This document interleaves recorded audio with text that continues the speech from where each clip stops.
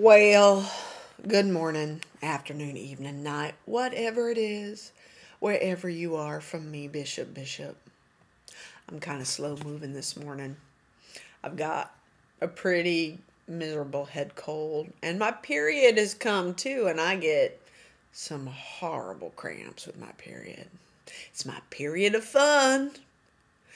But I'm showing up here because, well, I'm interested in what happens when I just show up. When I keep on showing up despite feeling like hell, despite my doubts, despite, well, all sorts of crap, despite looking like hell, I'm showing up.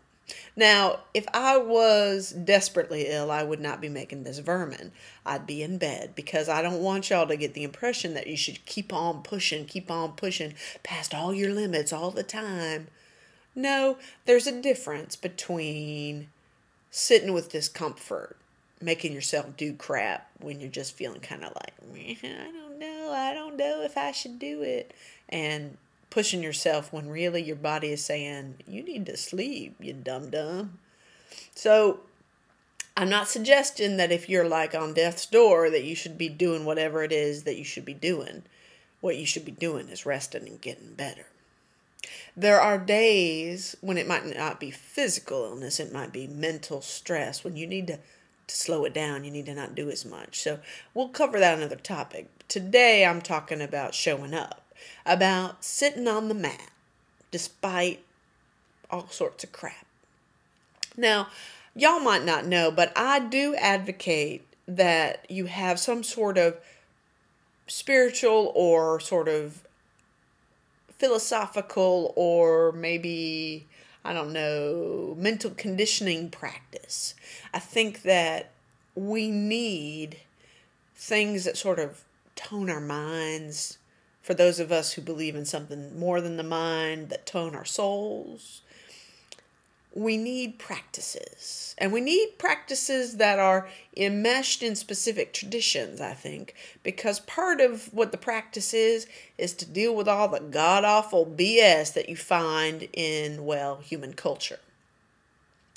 And so I think you can be a stone-cold atheist and have a practice. It could be a meditative practice. It could be a art practice. It could be running regularly. It doesn't have to be religious or spiritual, but I do think it has to be regular and sustained, and it has to be part of a larger culture, a culture that has beauty and sort of horror.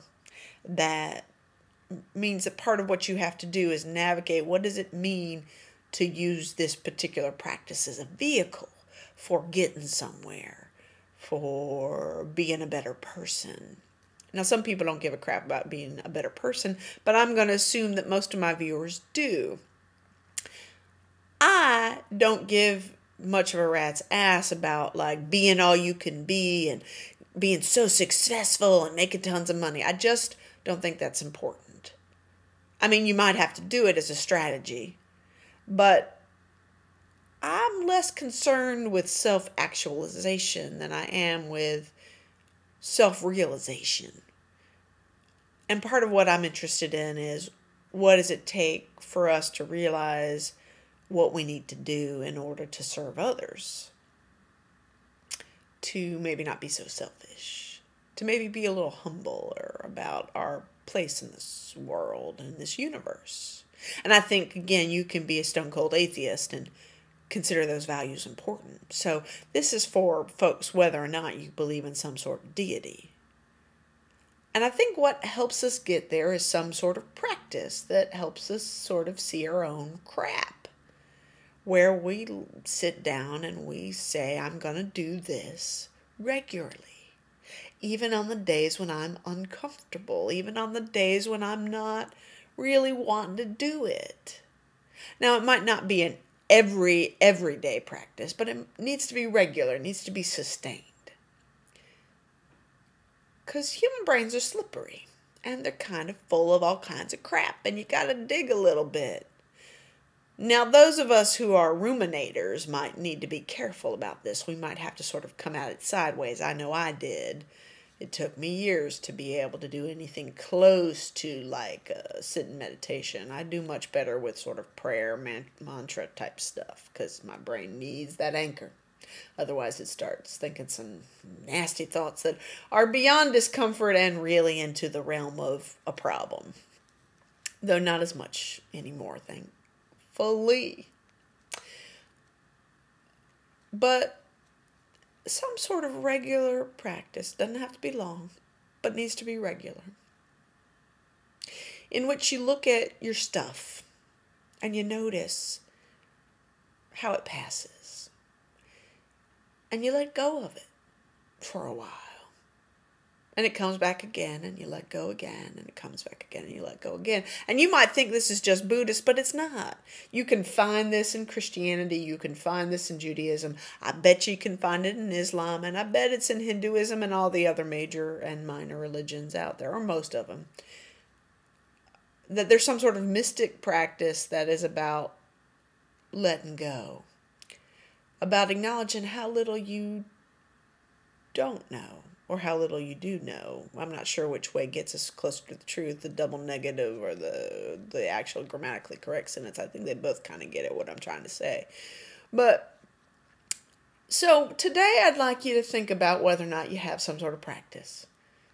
Something that strips the ego down.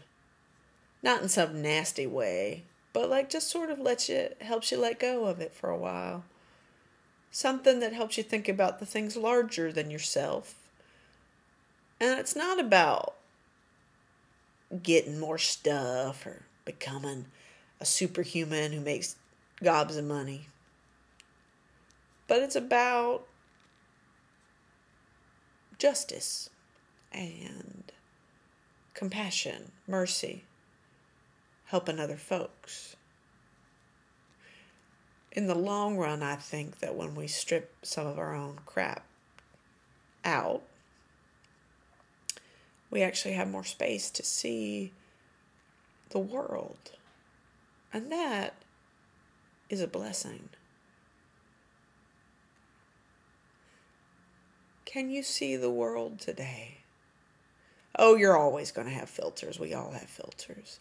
But the attempt to sort of pull back some of your filters and the acknowledgement that you just don't know, that I don't know, that I have only one perspective and it is imperfect and I am blinded by my fears and my prejudices and my doubts and my bullshit. And that maybe I should just pause for a minute and sit and watch how those filters of mine stop me from seeing things. Not in a judgmental way, not in a way that says I'm awful, because every human's like this pretty much, with a very rare exception. So sit for a while. Watch yourself in the world. Don't judge yourself, just watch yourself. All right, that's long enough. Until next time, take care and keep on keeping on.